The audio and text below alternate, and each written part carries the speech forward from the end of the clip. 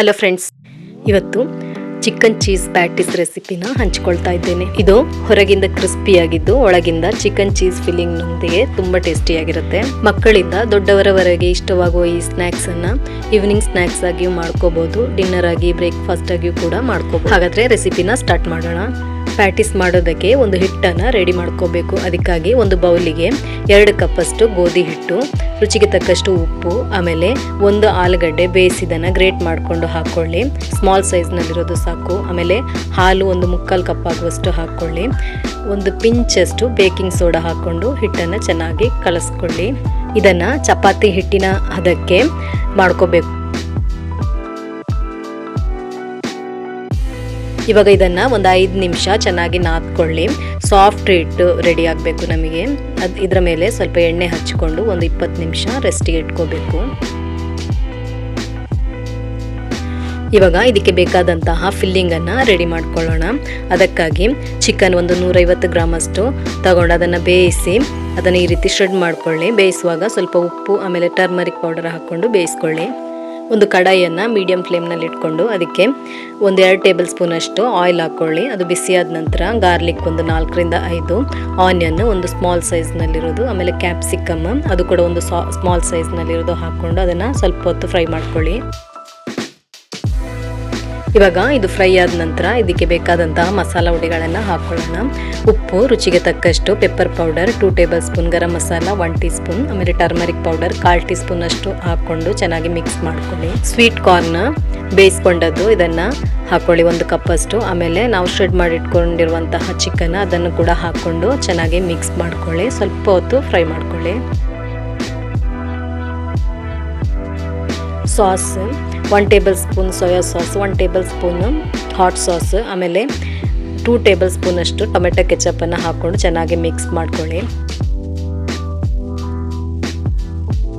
ಕೊನೆಯದಾಗಿ ಕೊತ್ತಂಬರಿ ಸೊಪ್ಪು ಸ್ವಲ್ಪ ಹಾಕ್ಕೊಂಡು ಚೆನ್ನಾಗಿ ಮಿಕ್ಸ್ ಮಾಡಿಕೊಂಡ್ರೆ ನಮ್ಮ ಫಿಲ್ಲಿಂಗ್ ಮಸಾಲ ರೆಡಿಯಾಗಿದೆ. ಇವಾಗ ನಮ್ಮ ಹಿಟ್ಟು ಕೂಡ ಸಾಫ್ಟಾಗಿ ರೆಡಿಯಾಗಿದೆ. ಇವಾಗ ಇದನ್ನು ಒಂದೊಂದಾಗಿ ಲಟ್ಟಿಸ್ಕೋಬೇಕು. ಸ್ವಲ್ಪ ಫ್ಲೋರನ್ನು ಸ್ಪ್ರಿಂಕಲ್ ಮಾಡಿಕೊಂಡು ಅದರ ಮೇಲೆ ಲಟ್ಟಿಸ್ಕೊಳ್ಳೋಣ. ಲಟ್ಟಿಸುವಾಗ ನಾವು ಸ್ಕ್ವೇರ್ ಥರ ಲಟ್ಟಿಸ್ಕೋಬೇಕು. ನೋಡಿ, ಈ ರೀತಿ ಮಾಡ್ಕೊಳ್ಳಿ. ತುಂಬ ದಪ್ಪನೂ ಬೇಡ, ತುಂಬ ತೆಳುವೂ ಬೇಡ, ಈ ರೀತಿ ಮಾಡ್ಕೊಳ್ಳಿ. ಆಮೇಲೆ ನಾವು ರೆಡಿ ಮಾಡಿ ಇಟ್ಕೊಂಡಂತಹ ಸ್ಟಫಿಂಗ್ ಮಸಾಲ ಇದೆಯಲ್ಲ ಅದನ್ನು ಒಂದು 2-3 ಟೇಬಲ್ ಸ್ಪೂನ್ ಅಷ್ಟು ಹಾಕ್ಕೊಂಡು ಅದರ ಮೇಲೆ ಚೀಸ್ ಸ್ವಲ್ಪ ಹಾಕ್ಕೊಂಡು ಕವರ್ ಮಾಡ್ಕೋಬೇಕು.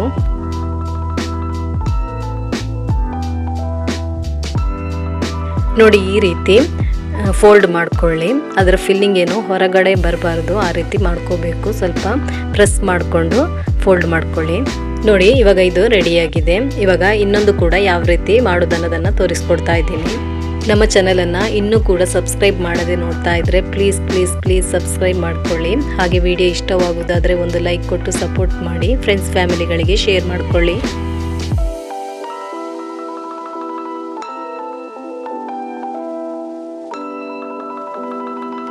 ಇದೇ ರೀತಿ ಎಲ್ಲದನ್ನು ಕೂಡ ರೆಡಿ ಮಾಡಿ ಇಟ್ಕೊಳ್ಳಿ. ಆಮೇಲೆ ನಾವೀಗ ಇದನ್ನು ಫ್ರೈ ಮಾಡ್ಕೊಳ್ಳೋಣ. ಅದಕ್ಕಾಗಿ ಒಂದು ತವಾವನ್ನು ಮೀಡಿಯಂ ಫ್ಲೇಮ್ನಲ್ಲಿ ಇಟ್ಕೊಂಡು ಅದಕ್ಕೆ ಒಂದು 2ರಿಂದ 3 ಟೇಬಲ್ ಸ್ಪೂನ್ ಅಷ್ಟು ಆಯಿಲ್ ಹಾಕ್ಕೊಳ್ಳಿ. ಆಯಿಲ್ ಬಿಸಿಯಾದ ನಂತರ ಈ ರೀತಿ ಫ್ರೈ ಮಾಡ್ಕೊಳ್ಳಿ.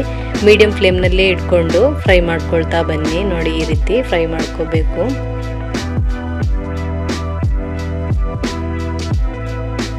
ನೋಡಿ, ಈ ರೀತಿ ಇದರ ಸೈಡನ್ನು ಕೂಡ ಈ ರೀತಿ ಫ್ರೈ ಮಾಡ್ಕೋಬೇಕು.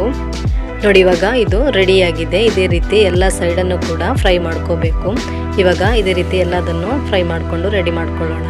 ಇದನ್ನು ನೀವು ಮಕ್ಕಳಿಗೆ ಲಂಚ್ ಬಾಕ್ಸ್ಗೆ ಕೂಡ ಮಾಡಿಕೊಡ್ಬೋದು. ಆಮೇಲೆ ಪಾರ್ಟಿಗಳಲ್ಲಿ ಈವ್ನಿಂಗ್ ಸ್ನ್ಯಾಕ್ಸ್ ಆಗಿಯೂ ಕೂಡ ಮಾಡ್ಕೋಬೋದು.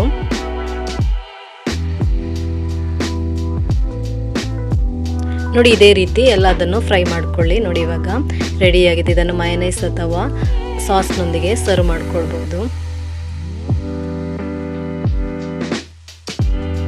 ಇದನ್ನು ತುಂಬ ಈಸಿಯಾಗಿ ರೆಡಿ ಮಾಡ್ಕೊಳ್ಬೋದು. ನೀವು ಒಮ್ಮೆ ಟ್ರೈ ಮಾಡಿ ನೋಡಿ. ನಿಮ್ಮ ಅಭಿಪ್ರಾಯವನ್ನು ಕಮೆಂಟ್ ಮೂಲಕ ತಿಳಿಸಿ. ಹಾಗಾದರೆ ಮುಂದಿನ ವಿಡಿಯೋದಲ್ಲಿ ಸಿಗೋಣ.